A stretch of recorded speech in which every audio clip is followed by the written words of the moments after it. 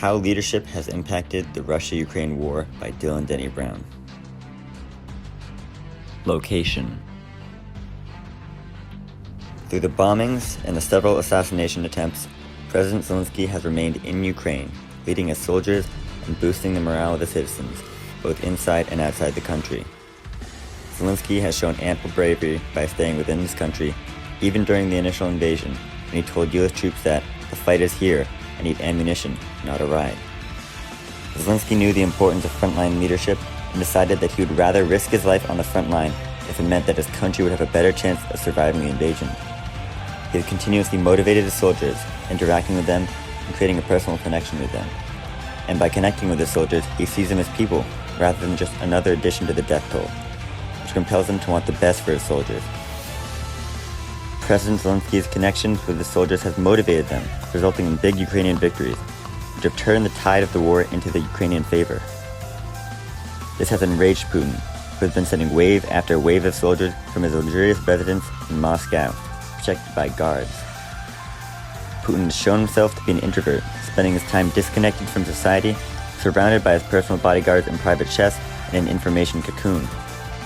Putin has none of the personal connections that Zelensky has, resulting in a loss of humanity and an inheritance of an analytical perspective. In other words, Putin thinks of his soldiers as statistics. He rarely sees them and only recognizes them by the data and charts that are given to him by his officers. The reverse is also true for the soldiers, as they rarely see Putin in person and are led from a long line of colonels, generals, majors, and other military leaders, rather than Putin himself. In this way, the soldiers are not motivated to fight, which has resulted in big death tolls for the Russian army. Traits. From his persistence in remaining within Ukraine during the invasion, Zelensky has shown abundant bravery, which has motivated his soldiers to fight. Since President Zelensky puts his life on the line in Ukraine, the soldiers are more likely to do the same in order to defend their country, and their morale is boosted by knowing that their leader is with them on the battlefield. Zelensky uses his charismatic personality to connect with his soldiers on the front line, his citizens in the abandoned cities, and with the world in his Zoom meetings. He openly records his Zoom meetings to the internet and frequently posts photos of himself with soldiers inside of Ukraine, showing his openness to the world and to his people. This open, trustworthy aspect of Zelensky's personality has resulted in donations from some of the biggest countries in the world, which has allowed Ukrainians to seamlessly transition between the stages of the war. In the beginning of the war, the Ukrainians needed guns and ammo, which were easy to teach the soldiers and very effective on the battlefield. When the war became slower and trench warfare was implemented on both sides, the Ukrainians needed artillery, shells, and anti-aircraft cannons, which were given to them by the countries who trusted Zelensky. Putin has taken a more introverted approach, keeping political meetings secret and remaining hidden from the public. He has continuously lied to the Russian people in order to keep his power, which is attributed to his paranoia of being assassinated. From within his personal bunker, Putin has encouraged his soldiers to take any actions necessary to win the war, which has resulted in soldiers targeting civilians and bombing Ukrainian infrastructure, such as power plants, water purification centers, and other necessities for the remaining Ukrainian citizens. These war crimes show Putin's unhinged motivation to capture Ukraine and the lengths which he will go to in order to win the war. Motives.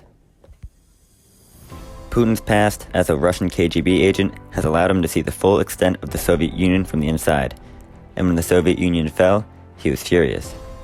After his time with the KGB, Putin turned to politics, eventually becoming the highest political figure in all of Russia. From the moment he took office in 2012, Putin has wanted to reunite the Soviet Union so that he could return it to its full glory.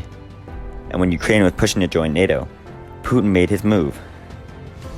Joining NATO would provide Ukraine with safety from a Russian invasion, and Putin would never be able to reclaim it. So in 2014, Putin annexed Donetsk and Crimea from Ukraine, and in 2022, he invaded. Putin wanted to be remembered as the war hero, who reunited the Soviet Union, and he expected Ukraine to be an easy target. With barely any military at all, Ukraine was not prepared for the Russian invasion. But because of Zelensky's quick thinking and strong leadership, the Russians were unable to capture the capital city of Kyiv. Since the initial invasion, the war has only been getting better for the Ukrainians, who have gained more and more territory and have received more and more war donations. The Ukrainians have reclaimed most of their territory from Russia and are projected to reclaim more in the near future due to the addition of Western tanks and airplanes, which could end the war completely. Because of their success against Russia, the Ukrainians have been promised to join NATO after the war, as the members of NATO trust in Zelensky's leadership and they trust in the integrity of the Ukrainian government. Public view. The success of Zelensky's military leadership has skyrocketed his public approval rating.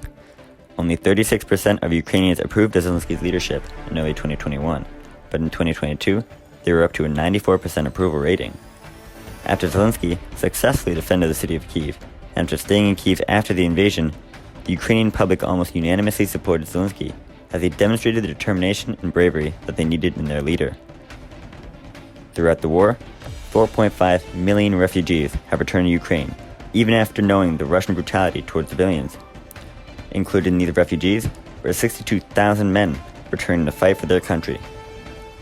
Zelensky's leadership motivated these men to return to their now abandoned cities as soldiers rather than civilians, which has boosted the numbers of the Ukrainian military. In Russia, thousands of people were leaving, including a senior Russian security officer, Gleb Karakulov, who risked his life, as well as the life of his family, to escape Russia. Over 15,000 Russian protesters were arrested for supporting Ukraine. Putin could not risk mass protests, as he was worried that they would evolve into violent protests against him. Putin influences every part of Russian life, and losing that influence would threaten his power, and his life. Putin keeps strict control over Russian businesses, news, media, and speech to make certain that no one could oppose him. In the case of the war with Ukraine, Putin regarded it as a special military operation to denazify Ukraine. And since he controls every Russian news source, the public believed this. This is why so many Russian civilians support the Ukrainian war, and why Putin is so powerful in Russia. Though he has control over the citizens of Russia, he does not know how to effectively use his resources, which has resulted in the humiliating losses against the Ukrainian military. Resources. Putin has gotten lazy with his management of resources, and it's easy to see why. He has 1,500,000 Russian soldiers in reserve, and he rarely sees them in person, so to him, they're just numbers. Putin's careless usage of his soldiers has resulted in over 50,000 Russian deaths and counting, but Putin did not take into account the fact that the soldiers were people and that they needed a motive to continue fighting. From the start of the war, Putin has lied to his military, telling them that their mission was to denazify Ukraine. When his soldiers were sent into battle, however, they saw the scared civilians, the ragtag soldiers, and the decimated cities across the country, and they were not sure what they were fighting for anymore. They were not determined to keep fighting, and they did not have the energetic and enthusiastic leadership that Zelensky was giving to his soldiers. Zelensky has a very limited amount of soldiers, only 300,000, so Zelensky has to make the most out of each soldier in order to fend off the Russian invaders.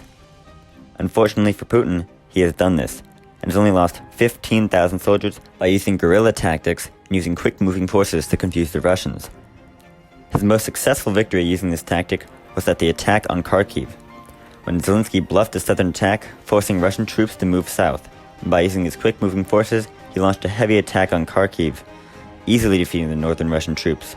Zelensky has also used his charismatic personality to gain over $100 billion in funding, which is described as an investment to his donors, most prominently the US. Sadly, Zelensky has not been able to make the most out of his military donations, as Putin has openly threatened nuclear warfare, and in his waning mental state, the US and NATO do not want to test his patience. This has forced the donors to be very careful about what to send to the Ukrainians, and has prevented the Ukrainians from getting the most modern weaponry. Very recently, however, the Ukrainians have been promised F-16 fighter jets, as well as Leopard tanks, which are sure to aid them in their fight against Putin. Initially, it seemed that Putin had invaded a weak country who had no chance of winning against Russia, but Zelensky's leadership has proven otherwise, and has been pivotal in his country's success against one of the biggest world superpowers, led by Putin.